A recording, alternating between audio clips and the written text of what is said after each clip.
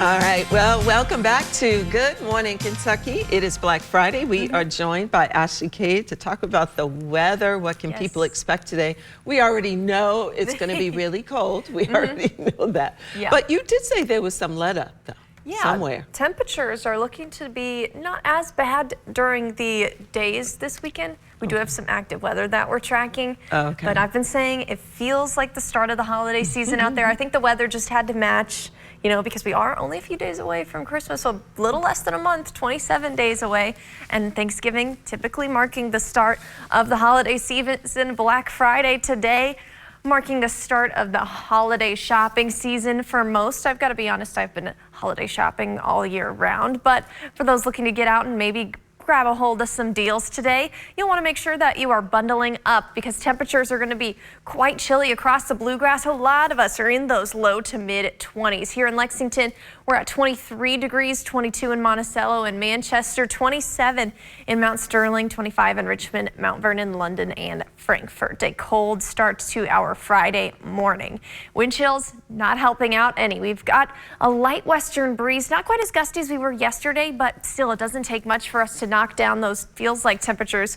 So as you're stepping outside here in Lexington, feels like 14 degrees. Definitely a cold start to the day. So make sure you've got those thick coats on, maybe even the hat and gloves as you're heading outside to snag some of those holiday deals because we are going to see the wind chills nearly all day today as we're feeling like as our air temperatures are in the mid 30s. We're feeling like the upper 20s for this afternoon.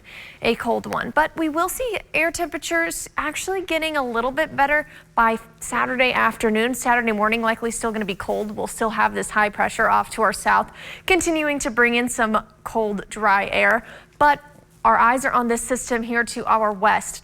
As that warm front moves in, that's going to help us feel a little better for Saturday afternoon, looking at the low 40s there.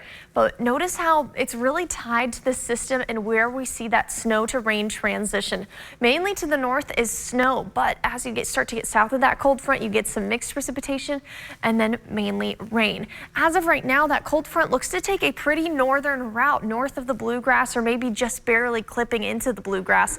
That means we could see a little bit of some snow, a little bit of some mixed precipitation. However, it very quickly looks like that turns to rain.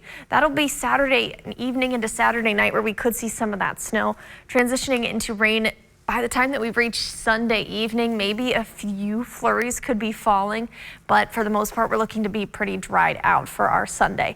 That remains true into Monday as well. Temperatures are going to be back down below average for our Monday, so that's a little bit of a bummer, but we do look to stay dry.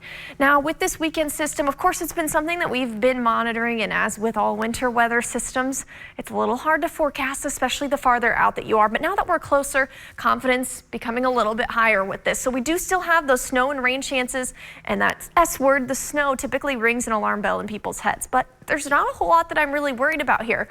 We could see a few flurries possible for Saturday evening, but that's really going to quickly transition into a cold rain. That's mainly what we'll see. So with that, minor impacts expected, perhaps some slick spots in some overpasses and bridges, if anything, and also little to no accumulation is going to be expected with that as well, except for maybe the highest of elevations in the mountain ranges, far eastern Kentucky, mainly against the Virginia border.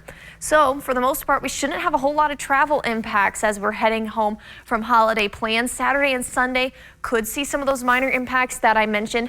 If that cold front or that warm front decides to take a more southern path, it decides to switch, that's where we could see conditions deteriorating. But as of right now, I really don't think that that's likely to happen.